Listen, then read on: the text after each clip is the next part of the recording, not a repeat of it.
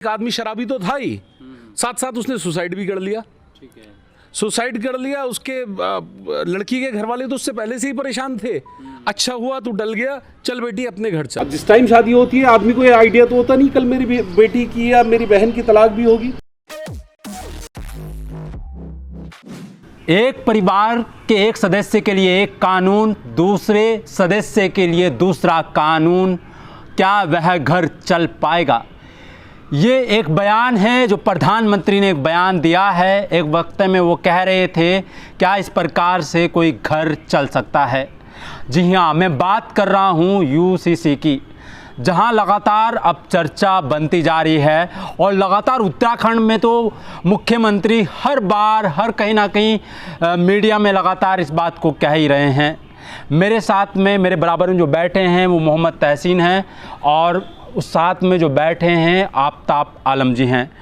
इनसे इसी बारे में हम बात करेंगे और जानने की कोशिश करेंगे क्या मुसलमान इससे डर रहा है या वाकई में ही मुसलमानों के लिए कहीं ना कहीं ये फ़ायदे का सौदा है। जी, सबसे पहले हम आपसे ही बात करना चाहेंगे, थोड़ा सा इसके बारे में बताइएगा। आप यूसीसी को आपने कितना समझा है? हालांकि आप बहुत कुछ लिखते हैं, इंटरनेशनल नेशनल कानून के बारे में बहुत सारी पोस्ट आपकी आती है, तो क्या आपने इसे अब तक जाना है? मेरे हिसाब से यूसीसी तो हमारे मुसलमानों के हक में ही है। इसमें कोई ऐसा नहीं है, सिर्फ एक पॉइंट है छोटा सा, उसमें थोड़ी आपत्ति आ सकती है, आएगी ही भी, लेकिन बाकी तो सारे मुद्दे हमारे हक में ही है। मुसलमानों का बहुत अच्छा, ठीक है, इसे लेना चाहिए, मुसलमानों को एक्सेप्ट करना चाहिए। अच्छा, बहुत सारी चीज़ें कही जा रही है कि कुछ एक मुहिम चलाने की कोशिश हो रही है कि मुसलमानों के हित में कानून नहीं है, मुसलमानों में कुछ चीज़ें हैं जो हटाई जा सकती है, जैसे हलाला हो गया है, फिर और भी चीज़ें हैं, तो थोड़ा उसके बारे में स्टार्ट करते हैं, फिर एक एक मुद्दे पर हम बात करेंगे। हलाला तो बिल्कुल गलत है। ठीक है। हलाला जो है, जिसने कॉन्सेप्ट दिया बनाया है, जिसने घुसेड़ा है, हलाला तो कुछ है ही नहीं। ठीक है, एक शब्द है हलाल, ठीक है, उसी का मिसयूज करके ये हलाला बना दिया। आफ्ताब आलम जी, आपसे पूछना चाहूँगा, आपने अभी तक, क्योंकि आप भी काफ़ी हालांकि अभी वकील, आप एक वकील के तौर पर आप तैयार भी हो चुके हैं और बहुत कुछ पढ़ते भी हैं और लिखते भी हैं, आप कितना आपने इसको समझा है यूसीसी को? और क्योंकि हालांकि आप बीजेपी से भी ताल्लुक़ रखते हैं, कितना आपने इसको समझा है अभी तक? देखिए, सबसे पहले हम हिंदुस्तानी हैं जी, और हर एक हिंदुस्तानी का एक कर्तव्य है, जो भी वो मज़हब को मानता हो, देश की उन्नति कैसे हो ये उसको सोचना चाहिए। 26 जनवरी 1950 को हमारे देश का संविधान बना। जी जी। उस संविधान में कहीं मुस्लिम पर्सनल लॉ बोर्ड नहीं था। मुस्लिम पर्सनल लॉ बोर्ड इंट्रोड्यूस होता है, एक केस आता है Shah Bano versus state of India का, और उसमें एक तलाक, एक वकील अपनी बीवी को तलाक दे देता है और तलाक के बाद कोर्ट जो है वो मामला कोर्ट में चला जाता है और कोर्ट ये डिसाइड करता है कि इसको हर्जाने के तौर पे 200 रुपये या 300 रुपये पर मंथ दिया जाए। वकील वो देने से मना कर देता है, शरीयत का हवाला देता है, शरीयत के हवाला देने के बाद ये बताता है कि मैं इसको देने के लिए बाध्य नहीं। वहीं से सारी कहानी शुरू होती है। मुस्लिम पर्सनल लॉ बोर्ड का गठन होता है, गठन के बाद उसमें मुस्लिम लॉज को अलग किया जाता है। मुस्लिम लॉज में कुछ ऐसी चीज़ें इंट्रोड्यूस की जाती हैं जिससे हमारी महिलाएं वीक होती हैं। जैसे अगर आप, जो हमारे यहाँ शादियाँ होती हैं, जो शादियाँ होती हैं वो हिंदू रीति रिवाज या हिंदी रीति रिवाज के अनुसार होती हैं। जो सऊदी में या पाकिस्तान में या मैं कहूँ अरब में जो शादियाँ होती हैं, वहाँ दहेज की प्रथा नहीं है। हमारे यहाँ क्योंकि हिंदुस्तान में दहेज का चलन है, वही दहेज दिया जाता है। और जो महर है, जो इस्लाम का कॉन्सेप्ट महर का है, वो महर 5,000 या 10,000 रुपये, मैक्सिमम लोग इससे ऊपर नहीं बनाते, कोई 1.25 रुपया ही बना देते हैं। और जब डाइवर्स का मसला आता है, क्योंकि शादी तो बड़ी खुशनुमा माहौल में होती है, जब मसला तलाक का आता है तो आदमी कोर्ट जब मामला पहुंचता है, क्योंकि सारा मामला ये यूनिफॉर्म सिविल कोड का कोर्ट का है, सिविल मैटर्स का है। आईपीसी के अंतर्गत तो सारी कानून एक ही है सभी के लिए, चाहे हिंदू हो या मुसलमान हो, सबके लिए सारे कानून बराबर हैं। लेकिन जब मामला सिविल का आ जाता है और सिविल में भी पर्सनल लॉज का आ जाता है, वहाँ वकील जो है वो मुसलमान के कानून शरीयत के वाले ला के दिखा देता है, देखो आप महर के अलावा कुछ और डिमांड नहीं कर सकते। अब जिस टाइम शादी होती है आदमी को ये आइडिया तो होता नहीं कल मेरी बेटी की या मेरी बहन की तलाक भी होगी, वो 5,000 रुपए में 10,000 रुपए में महर की रकम अदा करके पूरा मामला निपटाना चाहता है और उसके बाद उसको कोई मेंटेनेंस अलाउंस नहीं देता। यहाँ ये जो आपका यूनिफॉर्म सिविल कोड आ जाता है, वहाँ कोर्ट उसके लिए वो प्रॉपर्टी में हक भी देगी, वो उसको बतौर समाज में अगर स्टेपेंड अगर उसके ऊपर मेंटेनेंस अलाउंस है वो भी देगी, और उसको जो प्रॉपर्टीज में उसके राइट बनते हैं, जी जी, जो आदमी की प्रॉपर्टी होगी उसको प्रॉपर्टी में राइट्स भी मिलेंगे। इस्लाम शुरू से 1500 साल हो गए इस मजहब को, शुरू से जब से इस्लाम आप सल्लल्लाहु अलैहि वसल्लम के हिसाब से ये सिस्टम चल रहा है, तब से इस्लाम में औरतों को पूरा हर चीज दी जाती रही है। औरतों का हिस्सा भी है 25%। जी जी, वो अब माननीय मुख्यमंत्री जी ने इसको बराबरी का हिस्सा दिया है तो और अच्छी बात है, तो खुशी की बात है।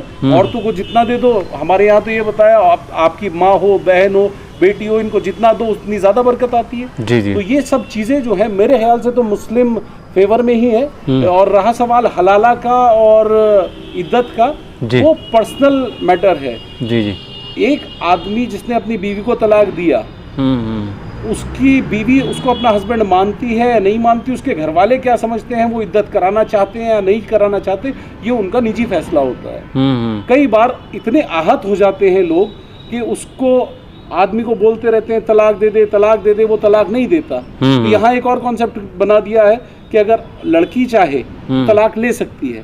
बहुत सारे अच्छा, वो जो लड़की, एक शब्द में रोकना चाहूंगा आपको, जब लड़की कहती है कि मुझे तलाक चाहिए, तो हाँ आप ये जो प्रक्रिया है उसमें क्या खुला होता है कि तलाक होता है? निकाह हमारे यहाँ जो जिस सिस्टम से होते हैं उसमें खुला मुझे नहीं लगता, 99% निकाह बिना खुला के होते हैं। जी जी। अब मेरे ख्याल से खुला के साथ निकाह हुआ करेंगे। लड़की अगर चाहे तो तलाक ले सकती है, ठीक है, नहीं तो जो निकाहनामा लिखा जाता है उसमें कहीं खुला का वर्ड इस्तेमाल नहीं करता। अब आप लीपा पोती करें इसकी तो अलग बात होगी, नहीं तो लड़कियों को अधिकार है तो सही शरीयत में, पर हिंदुस्तान में उस शरीयत का इम्प्लीमेंट नहीं होता। जो प्रॉपर शरीयत है वो इम्प्लीमेंट होनी चाहिए कि लड़की को इस्लाम में इजाजत है तलाक लेने की, इसीलिए वो खुला का वर्ड पहले से है हमारे यहाँ, ठीक है। लेकिन आज के जो सिनेरियो है इसमें कोई भी जो निकाह, जो हमारे यहाँ काजी जो निकाह पढ़ाते हैं उसमें खुला का कॉन्सेप्ट डालते ही नहीं है मैक्सिमम जगह। अच्छा, एक मैं बता देता हूँ दर्शकों को, 4-5 चीज़ें हैं जिसमें उम्र को लेकर कहा है सरकार ने कि उम्र बढ़ाई जाएगी शादी को लेकर, और ग्राम स्तर पर रजिस्ट्रेशन होंगे शादी ब्याह के, और ये बात आपने जो कही तलाक में समान अधिकार होंगे, ठीक है। एक और चीज़ बताता हूँ, जी जी, मजे की चीज़ है लिव इन रिलेशनशिप। जी जी जी। मुसलमान तो पहले से ही हराम समझता है लिव इन रिलेशनशिप को। जी। इस्लाम में इजाजत ही नहीं है। इस्लाम में तो पहले आप निकाह करेंगे उसके बाद आप रिलेशन बनाएंगे। जी जी। लिव इन रिलेशनशिप पे रोक लगाई है तो इस्लाम ने तो बहुत पहले से लगा दी थी। हरामकारी पे रोक इस्लाम का इसीलिए निकाह को आसान बनाया है। निकाह हमारे यहाँ इतना आसान है, जो बड़े बारात के मजमे दिखते हैं इस्लाम में इसका कॉन्सेप्ट है ही नहीं। जो बड़े रिसेप्शन आपको दिखते हैं इस्लाम में कॉन्सेप्ट नहीं है। इस्लाम में तो निकाह को सिंपल बनाया है, और हरामकारी जिसे आप लिव इन रिलेशनशिप कहें या एडल्ट्री कहें, इसको बहुत टफ बनाया है कि चाह के भी ये काम ना हो सके। मेरे ख्याल से धामी जी का जो मुहिम है लगभग उसी तरफ जा रहा है, उसी ओर इशारा कर रहा है कि आदमी निकाह जो है या शादी जो है आसानी से कर ले, और जो तलाक जैसी चीज़ें हैं, जो तलाक जैसी चीज़ें हैं जो आप सीधा मुंह से आपने 3 बार तलाक तलाक तलाक कह दिया और तलाक हो गया।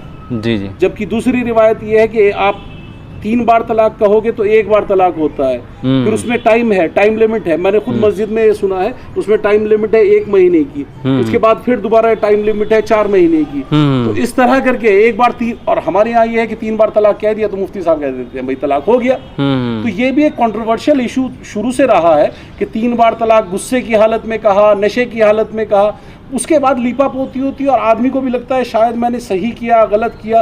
ये जो आप हलाला वाला टर्म बोल रहे हैं ये भी कहीं ना कहीं उसी से उपजा है कि जब आपने तलाक दे दिया उसको बाद में उसको बीवी को वापस किस तरह से लिया जाए, अगर उसे रिपेंटेंस हो रहा है। तो कई सारी चीज़ें इसमें ऐसी हैं जिसको उलमाओं के साथ डिस्कस भी करना पड़ेगा, बैठना पड़ेगा, एक प्रॉपर इसका जो है हल निकालना पड़ेगा ताकि कोई विवाद इसमें शेष ना रहे। मेरे ख्याल से जितने भी उलमाओं के अभी तक बात आई है जितने भी मौलाना लोगों से बात हुई है उसमें कोई बहुत बड़ा कंट्रोवर्शियल इशू नहीं है, चाहे प्रॉपर्टी से संबंधित हो, चाहे लिव इन रिलेशनशिप से संबंधित हो, चाहे निकाह से, चाहे खुला से, चाहे शादी की उम्र से। शादी की उम्र 18 से 21 कर दी गई है, मेरे ख्याल से एक बहुत अच्छी बात है। लड़की अगर समझदार होगी तो जो आजकल ये लव जिहाद वाले मामले चल रही है, इंटरकास्ट रिलेशन या इंटर रिलीजन जो शादियां हो रही हैं, लड़की समझदार होगी तो मेरे ख्याल से सही फैसले लेने के लायक होगी, पढ़ी लिखी होगी, समझदार होगी, उसको पता है उसको किस कल्चर में, किस रिलीजन में जाना है, क्या अच्छा है क्या बुरा है।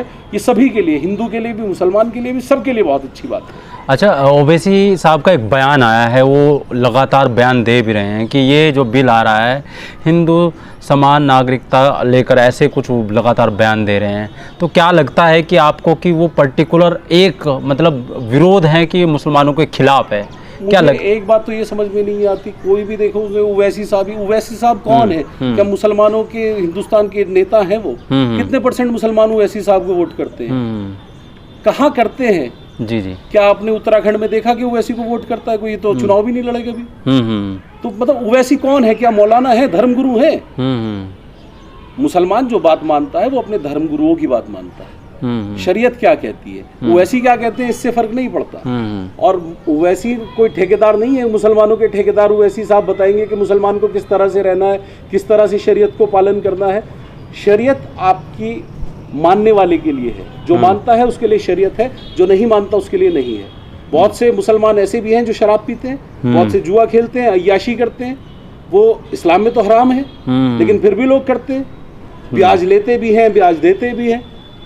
शरीयत मानने वाले के लिए है, और बेहतर ये है अगर शरीयत में रहेगा इंसान, अपने दायरे में रहेगा, तो जानवर नहीं इंसान बनकर रहेगा। और जिस तरह से सभी मज़हब, मैं एक केवल इस्लाम मज़हब की बात नहीं करूँगा, चाहे ईसाई मज़हब हो, हिंदू मज़हब हो या सिख मज़हब हो, जितने भी पंथ हैं, जितने भी सिख मज़हब है, जितने भी पंथ हैं या जितने भी धर्म हैं, अच्छाई सिखाते हैं। और सब लोगों ने, वो महापुरुषों ने अपनी अपनी अच्छी बातें लिखी हैं कि ताकि समाज में आदमी सामाजिक तरीके से रहे, एक अच्छे वातावरण में रहे, एक दूसरे के साथ लड़ाई झगड़ा ना करे, किसी की प्रॉपर्टी पे कब्जा ना करे, किसी के साथ झूठ सच ना बोले, किसी भी आदमी को, किसी इंसान को नुकसान ना पहुंचाए। ये सबसे बड़ा मज़हब है। मेरे ख्याल से बड़ी चीज़ के दायरे में हम छोटी चीज़ भूल गए। आज मज़हब तो सब मानते हैं लेकिन इंसानियत भूल गए। एक इंसान को इंसान के साथ किस तरह से पेश आना है, श्री राम किस तरह से पेश आए थे और मोहम्मद साहब किस तरह से पेश आए थे, आज ये कोई नहीं जानता।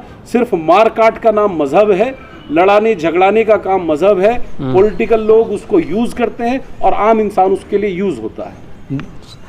आप कुछ कहना चाहेंगे? मैं आपसे एक सवाल करूंगा क्योंकि इस पे बहुत जोर है, क्योंकि यूपी वेस्ट की हम बात करते हैं, आसाम, मणिपुर, ये तमाम जो राज्य हैं जो यूपी वेस्ट की विचारधारा से अलग हैं, तो ये इस कानून को आप कैसे देखते हैं? क्या वो लोग भी इस चीज़ को एक्सेप्ट कर पाएंगे, नहीं कर पाएंगे? क्या सोचते हैं आप इस पर? ऐसा है, हमारा उत्तराखंड एक पढ़ा लिखा स्टेट माना जाता है जी।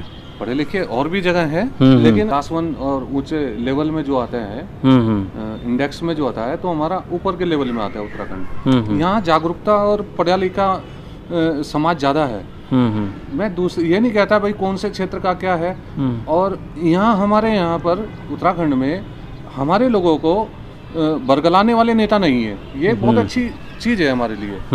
जो यूपी वेस्ट की बात कर रहे हैं आप या दूसरे जगहों की बात कर रहे हैं, वहाँ पर मुसलमान बहलाए फुसलाए में बरगला जाते हैं एक दूसरे को। वहाँ एक कोई बात चलती है, अभी जैसे ये यूसीसी है, जी जी, है ना, इसका अभी तक मसौदा तैयार नहीं हुआ है और जो बातें निकल के आई हैं वो सारी हमारे फायदे की हैं। उस चीज़ को हमारे आदमी ना समझ के, और वो लोग जो बरगलाते हैं वो ना समझा के इसे ये ले रहे हैं यूनिफॉर्म सिविल कोड का मतलब ये समझ रहे हैं वो लोग कि यूनिफॉर्म मतलब ड्रेस, स्कूल के जैसे ड्रेस होती है, कि यार ये हो सकता है कि दाढ़ी टोपी और कुर्ता पजामा बंद करवा देंगे हमारा पहनना। यूनिफॉर्म तो यूनिफॉर्म ये समझा रहे हैं, ठीक है, वो ये नहीं समझा रहे हैं ये समान नागरिक संहिता, समान अधिकार, समान सभी नागरिकों को एक जैसा अधिकार मिले। अधिकार सारे जितने इसमें, वो ये नहीं पढ़ा रहे हैं उसमें क्या चीज़ है। सारी चीज़ तो हमारे फायदे की है उसमें। एक आध जगह किसी को आपत्ति हो सकती है, ऐसा नहीं है सभी आदमी खुश हों हर चीज़ से, कोई होता भी नहीं है। सब ज़्यादातर लोगों को ये जो बहलाने फुसलाने और अवसर का लाभ लेने वाले लोग हैं वो इसी से जोड़ के दिखा रहे हैं और सब बताया जा रहा है कि भाई तुम्हारा नमाज पढ़ने का अधिकार छीन लिया जाएगा, दाढ़ी टोपी रखनी बंद कर दी जाएगी। दूसरे लोगों में जो ड्रेस होती है, तिलक लगाना या धोती कुर्ता पहनना, ये पहनाया जाएगा, तो ये एक अफवाह फैलाई जाती है, तो उससे आदमी डर जाता है। क्रिया है या जो हमारा पालन करने का अधिकार है वो हमसे छीन जाएगा। मैं कुछ बिंदु हैं जिन के बारे में बात करना चाहता हूँ आपसे, खासकर आपसे ये, क्योंकि वो सर ने तो बता दिया है कि जो हलाला वाला जो मामला है उसके बारे में आप क्या सोचते हैं। और दूसरा ये कि जब कोई पति गुजरता है किसी भी महिला का, खासकर मुस्लिम समुदाय में, तो उसमें इद्दत का एक कॉन्सेप्ट है कि वो इद्दत कर सकती है। हालांकि इसमें आफ्ताब जी ने बोला है कि वो उसके ऊपर डिपेंड करता है कि वो कर सकती है नहीं कर सकती है, वो परिवार से एक संबंधित रहता है, वो पहले से ही ऐसा चलन आ रहा है। लेकिन दोनों को लेकर आप क्या सोचते हैं? हाँ, अगर इस कानून में इन दोनों चीज़ों को अगर ख़त्म कर दिया जाए कि या उनको एक ताकत दे दी जाए महिलाओं को कि हाँ भैया आप पहले तो सभी को समझना चाहिए कि हलाला है क्या जी। असल में कुछ लोगों को ये पता ही नहीं कि है क्या, और क्यों ये दूसरे लोग ये सोचते हैं कि पता नहीं कुछ होता होगा इनका, कुछ अंधविश्वास है या महिला के साथ में कोई क्रूर है। इसके बारे में पहले समझ लें क्या है। औरत को उसके आदमी ने तलाक दे दिया, ठीक है, वो औरत उसके लिए हराम हो गई, वो उसके साथ में रह नहीं सकता, ठीक है, तलाक देने के बाद। अब उसके लिए ये है हुक्म जो कुरान में है, वो उससे दूरी इख्तियार करे औरत, और वो कहीं और निकाह करे, ठीक है।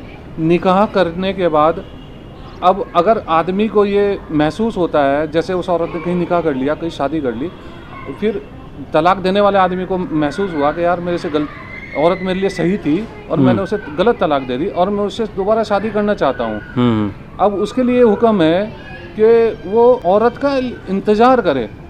कब तक करे?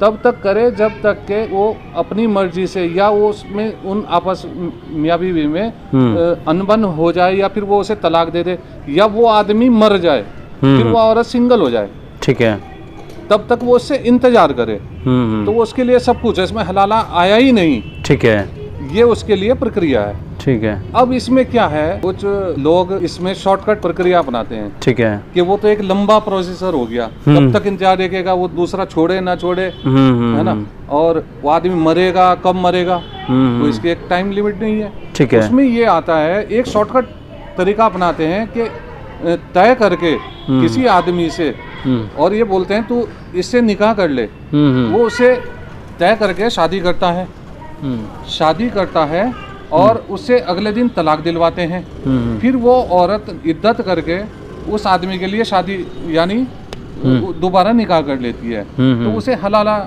का नाम दिया जाता है।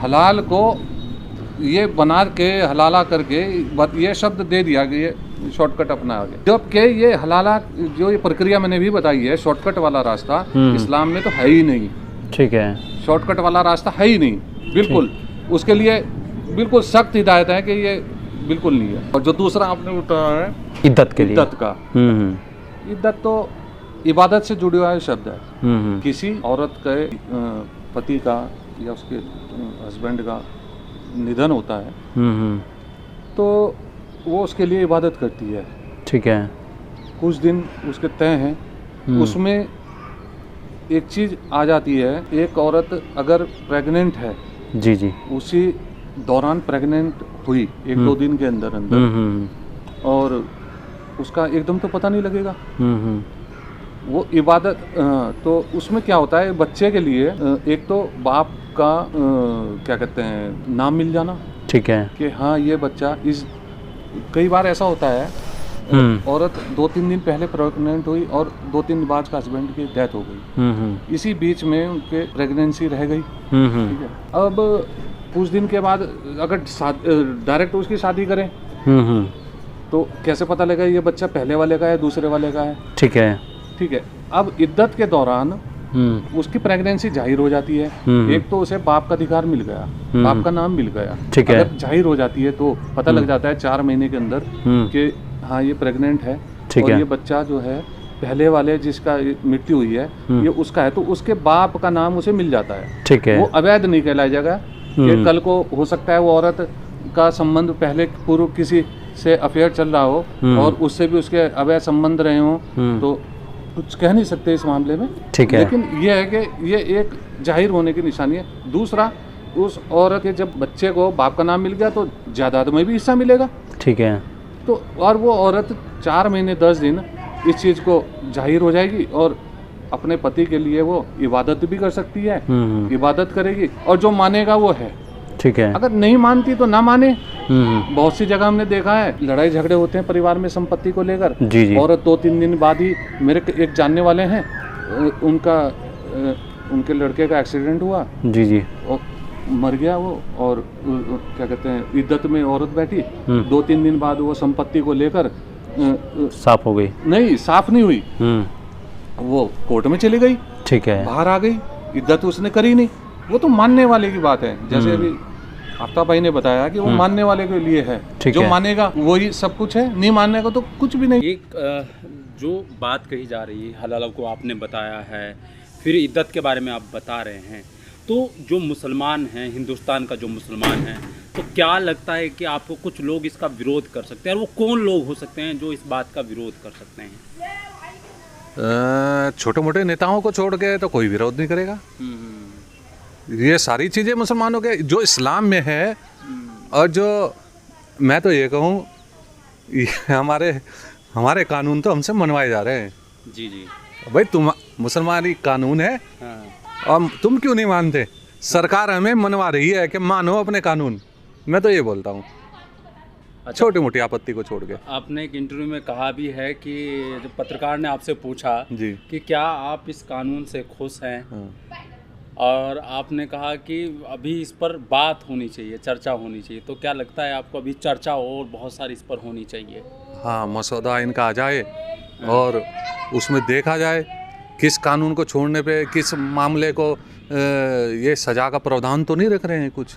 जैसे कोई नहीं मान रहा है किसी चीज़ को, उसमें क्या सज़ा रखी है, और सज़ा रखी है नहीं रखी है, या इससे अलावा जो चीज़ हमें छोटी छोटी पता चल रही है वो तक तो ठीक है। इसके अंदर और क्या ऐड किया हुआ है, वो जब मसौदा आएगा, जब ये कानून पास होगा, कुछ उसकी प्रति कॉपी हमारे पास आएगी या पता चलेगा, तब पता कुछ कहना होगा। तब आलम जी, एक सवाल मैं आपसे लेना चाहूँगा। इद्दत के बारे में ज़्यादा बात कही जा रही है, वो बात छुप भी गई थी बीच में कि इद्दत को लेकर कहीं ना कहीं दिमाग में सबके ये बात है, कहीं इद्दत को लेकर एक कानून ना बना दिया जाना चाहिए कि कानून अगर बन जाएगा तो एक मुसलमानों के ऊपर बड़ा ख़तरा हो सकता है कि कहीं ना कहीं जिस तरह से मुरादाबाद में एक नमाज में कुछ लोग पहुंच गए थे और वहां पर पुलिस लेकर जाया गया, वहां पर नमाज रोकी गई इस वजह से क्योंकि वहां पर परमिशन नहीं लिया गया, इसलिए नमाज रोका गया। हालांकि वो बाद में शुरू हो गया था नमाज वहाँ पर, तो कहीं इद्दत में भी इसी प्रकार से ना होने लग जाए, तो क्या सोचते हैं आप? देखिए, मैं आपको एक चीज़ बिल्कुल क्लियर करना चाहूँगा, और जो भी आपके दर्शक हैं और ख़ास तौर पे मुसलमान जो भी हैं जो इस वीडियो को देखेंगे, कि इस देश में 2 तरह के कानून हैं। जी जी। एक क्रिमिनल लॉ, दूसरा civil law. Criminal law deal करता है जो भी क्राइम होते हैं, आपराधिक गतिविधियाँ जो होती हैं उसको हम डील करते हैं क्रिमिनल लॉ के हिसाब से। ठीक है। और सिविल लॉ होता है घरेलू मामले, सिविल मैटर्स जो डील किए जाते हैं वो सिविल लॉ में किए जाते हैं। ठीक है। सिविल लॉ में सज़ा नहीं होती, सिविल लॉ में कंपनसेट किया जाता है। सिविल लॉ में कोई भी अगर डिमांड करेगा तो कंपनसेशन की डिमांड करता है कि मेरा ये हर्जा खर्चा हो गया, मुझे इसका खर्चा चाहिए, मेंटेनेंस, अलाउंस, पैसा, एल्यूमनाई, जितनी भी चीज़ें आती हैं वो सिविल लॉज में आपको मिलती हैं। तो अगर आप देखेंगे, अभी एक बहुत अच्छा कानून पास हुआ था ट्रिपल तलाक का। जी जी। मुस्लिम महिला जब अपने ये कहती है कि मुझे मेरे पति ने तलाक दे दी, ट्रिपल तलाक दे दिया, तो वो कानून के पास जाती है। ठीक है। जब वो कानून के पास जाती है तो मुस्लिम पर्सनल लॉ बोर्ड को सुपरसीड कर जाता है आपका ट्रिपल तलाक का कानून। ठीक है। क्योंकि वो पास हो गया, अब उसमें नया अमेंडमेंट आ गया कि ट्रिपल तलाक अगर आप देंगे तो आप दोषी हैं। ठीक है। आपके ऊपर ये दंड लगाया जा सकता है, ये आप पे पेनल्टी लगाई जा सकती है, आपको इसको वापस लेना पड़ेगा। ठीक है। इसी तरह से जैसे इद्दत का मामला है, इद्दत जो है, जहाँ तक मैं समझता हूँ, इद्दत एक पर्सनल चीज़ है किसी भी महिला के लिए। एक दुख है, एक महिला को दुख है। हमारे यहाँ हर रिलीजन के, हर जितने भी मज़हब हैं उसके अपने अपने कस्टम्स हैं, सबका अपना अपना कल्चर है, कस्टम्स हैं। तो जब एक आदमी की मृत्यु हो जाती है तो उसकी बेवा जो होती है, हमारे यहाँ बेवा बोलते हैं वाइफ को, जो हस्बैंड की डेथ के बाद वो बेवा हो जाती है तो वो इद्दत करती है, मौन, ग्रीफ जिसे बोलते हैं, तो शोक में बैठ जाती है। वो शोक हमारे यहाँ उसकी मियाद है 4 महीने 10 दिन की। अब वो औरत 4 महीने 10 दिन की मियाद में स्व इच्छा से बैठी है, और बहुत सारे ये लोग कहते हैं कि भाई कंपेल किया जाता है बैठने के लिए, आपको ज़बरदस्ती बैठना पड़ेगा। तो देखिए ज़बरदस्ती तो किसी के साथ भी नहीं हो सकती। 18 साल से 21 साल से, अब जो 21 नया कानून आएगा तो 21 साल उम्र हो जाएगी, कोई भी ब्याहता होगी 21 साल की होगी। हर लड़की के ज़्यादातर के माँ बाप होते हैं, जिसके माँ बाप नहीं भी होते उसके रिश्तेदार तो होते हैं। क्या आज के दौर में आपको लगता है कोई किसी से ज़बरदस्ती करा सकता है? नहीं। क्या कोई किसी को ज़बरदस्ती कह देगा, ये कानून खींच के ले जाएगा घर में से कि नहीं, हम तुम्हें इद्दत नहीं करने देंगे? जो आपके रिलीजन के कस्टम्स हैं वो यथावत रहेंगे। कोई औरत अगर नहीं करना चाहती तो मुस्लिम पर्सनल लॉ बोर्ड का हवाला देके आप उससे ज़बरदस्ती नहीं करवा सकते। और वो पहले भी नहीं होता था। बहुत से आपने झगड़े देखे होंगे ऐसे कि लड़की पक्ष, आदमी की मृत्यु हुई, उसने सुसाइड कर लिया। मैं आपको बिल्कुल जेन्युइन एग्जांपल बता रहा हूँ। एक आदमी शराबी तो था ही, साथ साथ उसने सुसाइड भी कर लिया। ठीक है। सुसाइड कर लिया। उसके लड़की के घर वाले तो उससे पहले से ही परेशान थे। अच्छा हुआ तू डल गया, चल बेटी अपने घर चल, उस कमबख्त की इज्जत मत करना। हम कह रहे हैं तुझे, वो तो पति नाम का था ही नहीं। क्योंकि इस्लाम में भी बहुत सारी चीज़ें ऐसी हैं जो आप तलाक ना भी दो तो भी तलाक माना जाता है। जब इंसान हरामकारी पे आ जाता है तो वो तलाक को मान लिया जाता है कि हाँ ये साथ नहीं रहता, संबंध नहीं बनाता। बहुत सारी बारीकियां हैं संबंध में, इसमें मैटर में। जब हस्बैंड वाइफ का रिलेशन होता है ये बहुत बारीकी वाला रिलेशन है, और इसमें हमारे यहाँ शरीयत में पूरे पूरे राइट्स औरत को दिए गए हैं। बात यह है कि कुछ लोग उसके ऊपर ये समझिए भूत बनकर बैठ गए थे औरत के राइट्स को दबाने के लिए, कि भाई अगर ना दे तो मत करना। अभी हमारे यहाँ मैं आपको बताऊँ, माजरा मस्जिद में ही मुफ्ती साहब ने एक ऐलान किया था कुछ टाइम पहले कि लड़की को उसका हक देना अनिवार्य है। आप लड़की को प्रॉपर्टी में उसका अधिकार ज़रूर दें। आपने चाहे दहेज भी दे दिया हो तो भी आप प्रॉपर्टी में लड़की को अधिकार देंगे। तो हमारे यहाँ तो लगातार हमारे उलेमा समझाते आ रहे हैं कि लड़की को प्रॉपर्टी में अधिकार दिया जाए, हर जगह दिया जाए, फिर भी लोग नहीं देते। अगर फिर भी नहीं देंगे तो क्या करेंगे आप? बहुत सारी लड़कियां ऐसी हैं हमारे यहाँ शरीयत के हिसाब से, अगर मुस्लिम पर्सनल लॉ बोर्ड के हिसाब से भी देखें तो 25% का अधिकार है, लेकिन मोहल्ले पड़ोस वाले समझा देते हैं बेटा कोई बात नहीं, नहीं दिया तो कोई बात नहीं, अल्लाह के यहाँ लेना। कानून बनते हैं लेकिन मानने वाले अक्सर लोग ऐसे होते हैं कि नहीं मनवाने दिया जाता। तो जो महिलाएं, मैं कहूँगा जो महिलाएं अडिग हैं, जो स्वाभिमानी हैं, वो कोशिश करेंगी कि अपने अधिकार को छीन कर लिया जाए, चाहे उसके लिए उन्हें कोर्ट का दरवाज़ा क्यों ना खटखटाना पड़े। ये उन महिलाओं के लिए एक बहुत अच्छी सौगात है हमारे प्रधानमंत्री जी की तरफ से, हमारे मुख्यमंत्री जी की तरफ से, जो प्रताड़ित हो रही थी, जो एक दबाव में रह रही थी। चाहे आप इस दबाव में समझ लीजिए कि उनको उनका अधिकार नहीं मिल रहा था प्रॉपर्टी में।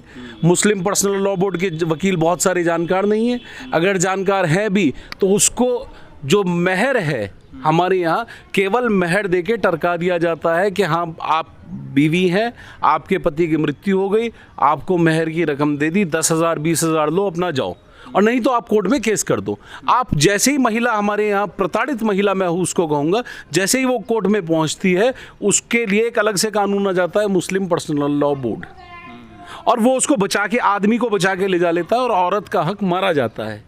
अब हमारे यहाँ मुस्लिम महिलाओं का हक जो है वो मारा नहीं जाएगा। ये पूरी तरह से उनको उनके हक को दिलाने की बात है। और जहाँ तक सेक्सुअल रिलेशनशिप का है, लिव इन रिलेशनशिप का है, एडल्ट्री का है, इस्लाम उसका पहले से विरोध करता था, करता है और करता रहेगा। ये सब शरीयत का हिस्सा था ही नहीं। अच्छा, अगर जो आप हिस्सा बता रहे हैं, अगर पति की प्रॉपर्टी में अगर ये कानून आता है, हाँ, तो प्रॉपर्टी में कहीं ना कहीं महिला का आधा हक होगा, आधी हाँ, प्रॉपर्टी पे हक होगा, हाँ, तो क्या इस कानून पर जो ये प्रक्रिया है ये प्रॉपर्टी वाली, हाँ, कितना आप सहमत होते हैं? मैं 100% सहमत हूँ। बहुत अच्छा कानून है। और हमारे यहाँ तो शरीयत में कहते भी हैं कि जो अगर लड़का मर जाए, अगर मान लो किसी के 4 बच्चे हैं और उसकी 1 बीघा ज़मीन है, तो 5.5 बीघा 4 के हिस्से में आ गई। पौन बीघा 4 के हिस्से में आ गई। अगर एक बच्चा मर जाता है तो जो उसकी विधवा है या उसकी होने वाली संतान है, चौथा हिस्सा उसको दिया जाता है। लेकिन जहाँ हक तलफी होती है, जहाँ लोग उस हिस्से को खाने की सोचते हैं और ये बोलते हैं कि महर की अदायगी हो गई, बस तुम महर में निमट जाओ, वहाँ उस महिला को सशक्तिकरण मिलेगा, उस महिला को उसका पूरा अधिकार मिलेगा। जहाँ डाइवर्स आदमी दे देता है, बहुत सारे केसेस ऐसे हैं, मैं बताऊँ आपको, आदमी ने तलाक दे दिया अपनी बीवी को और घर से भागकर चला गया, दूसरी जगह शादी कर ली, वहाँ बच्चे पैदा हो गए और इस जगह भी बच्चे हैं, इनका अधिकार कौन देगा? जो लड़के का अधिकार है वो उसको उसके घर में उसकी बीवी को मिलेगा। ये कानून है कि औरत को प्रॉपर्टी में पूरा राइट, जो आदमी का राइट है वो औरत के राइट्स बन जाएंगे और उसके बराबरी के अधिकार बनेंगे। ये एक बहुत अच्छी बात है, इस्लाम में पहले से है, हमारे यहाँ हिंदुस्तान में कमतर था।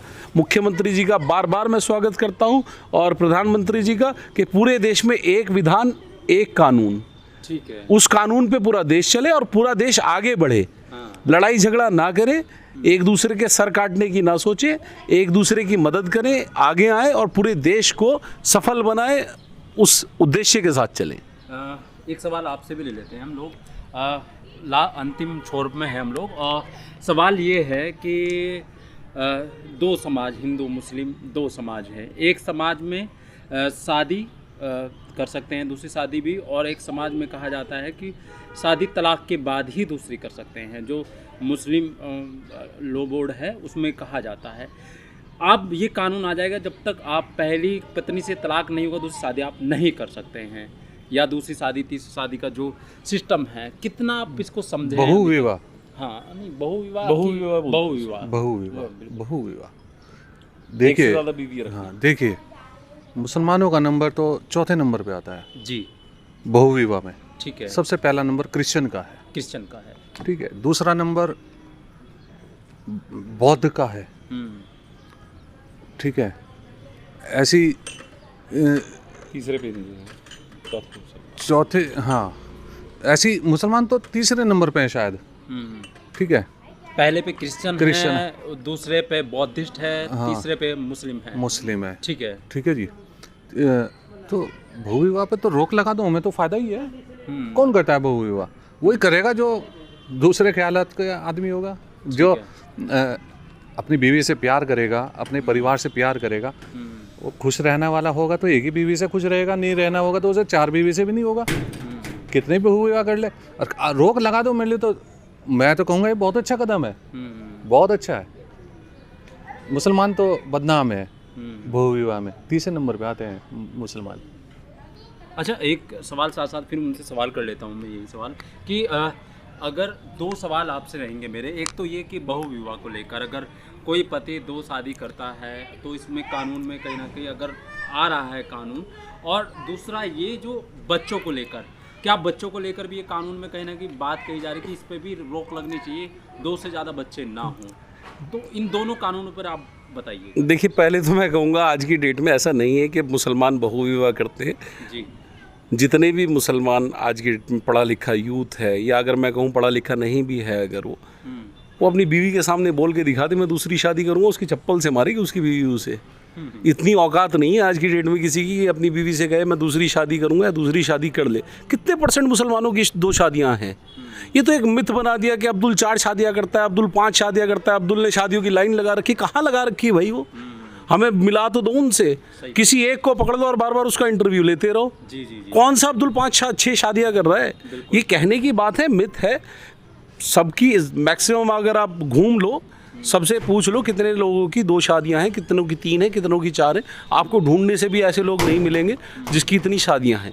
और दूसरा सवाल आपका जनसंख्या का है। मेरे 2 बच्चे हैं, भाई साहब ये बैठे हैं, इनके 2 बच्चे हैं, मेरे बड़े भाई के 2 बच्चे हैं, मेरे छोटे भाई के 2 बच्चे हैं। तो आजकल 2-3 मैक्सिमम अगर किसी के पहुंच गए 4, और ये हिंदू और मुस्लिम में सब में बराबर ही चल रहा है। जो पढ़ा लिखा हो गया, जो एजुकेटेड हो गया, उसके बच्चे कम होंगे। जो अनएजुकेटेड है, चाहे वो हिंदू है, चाहे मुसलमान है, चाहे दलित है, चाहे वो जिस जाति का भी और जिस धर्म का भी है, उसके बच्चे ज़्यादा होंगे। बच्चों की जनसंख्या का जो मामला है मैं क्योंकि अर्थशास्त्र का, इकोनॉमिक्स का स्टूडेंट रहा हूँ, तो मुझे ये पता है कि बच्चों का, जनसंख्या का जो मामला है वो आपकी इकोनॉमी से रिलेटेड है, वो आपकी पैसा खर्च करने की और कमाने की ताकत से रिलेटेड है। ठीक है। जहाँ गरीब वर्ग होगा, जहाँ अनपढ़ वर्ग होगा, वहाँ बच्चे ज़्यादा होंगे। जहाँ शिक्षित वर्ग होगा, सभ्य वर्ग होगा, जहाँ मैं कहूँ आपको जहाँ पढ़ाई लिखाई और प्रॉस्पेरिटी, रिचनेस ज़्यादा होगी, वहाँ जनसंख्या जो है ऑटोमेटिकली लोग ज़्यादा बच्चों की तरफ ना जाके कम बच्चों की तरफ आते हैं। आज की डेट में हमारे मुफ्ती मौलाना से मिलो आप, 3 बच्चे 4 बच्चे मैक्सिमम, किसी के आप मुझे 15 बच्चे 20 बच्चे दिखा दो, लेकिन टीवी पे इंटरव्यू में चलता है कि मौलाना के 40 बच्चे, मौलाना के 50 बच्चे, मौलाना के 15 बच्चे। कहाँ हैं वो 15 बच्चे 20 बच्चे वाले मौलाना? किसी एक को पकड़ के इंटरव्यू चलाने से आप डाटा करवाइए, आप सर्वे करवाइए, डाटा कलेक्ट कीजिए, आपको पता चल जाएगा कितनी जनसंख्या है मुसलमानों की या कितनी तेज़ी से मुसलमान बढ़ रहा है। ये एक मिथ जो है वो क्रिएट किया गया है कि मुसलमानों में 10-10, 20-20 बच्चे होते हैं, 5-5, 6-6 बीवियाँ होती हैं, जबकि ऐसा नहीं है। एक समय था कि ऐसा था, मैं ये नहीं कहूँगा ये बात पूरी तरह से झूठ है, एक समय था कि ऐसा था।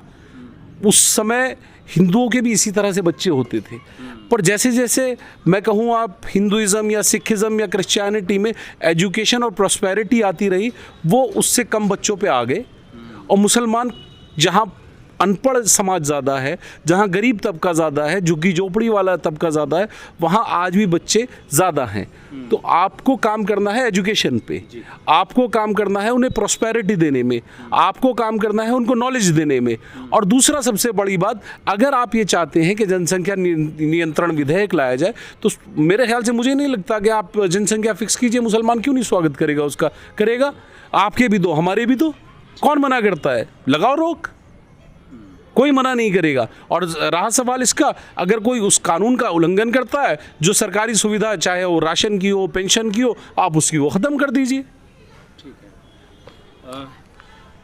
लगातार ये बात तो सामने आती है कि कानून में और क्या क्या रहेगा, मसौदा सामने होगा, सब लोगों के भी वक्त है उसमें, और दोनों शख्सियत ही कहूँगा, क्योंकि इनको जितना आप इनको अभी तक जाने हैं और जानने का भी मौका मिलेगा। आफ्ताब आलम जी को तो आप जानेंगे और भी बहुत जानने की कोशिश करेंगे हम लोग, और इस पर बारीकी से और भी बात करेंगे आने वाले समय में, जब ये मसौदा बाहर आ जाएगा। धामी सरकार लगातार इस पर बात तो कर रही है, लेकिन इन दोनों लोगों से दोबारा फिर हम बात करेंगे। जी जी जी सर, अगर कोई इस मैटर पे डिबेट करना चाहता है, अगर कोई मुस्लिम स्कॉलर या कोई धर्मगुरु इस मामले में बात करना चाहता है, अपना पक्ष रखना चाहता है, तो एक समय लेकर बैठकर हम डिस्कशन कर सकते हैं, और किसी कंक्रीट पॉइंट पर, जितनी हमें नॉलेज है, मेरे ख्याल से हमने उसी बारे में बात की है।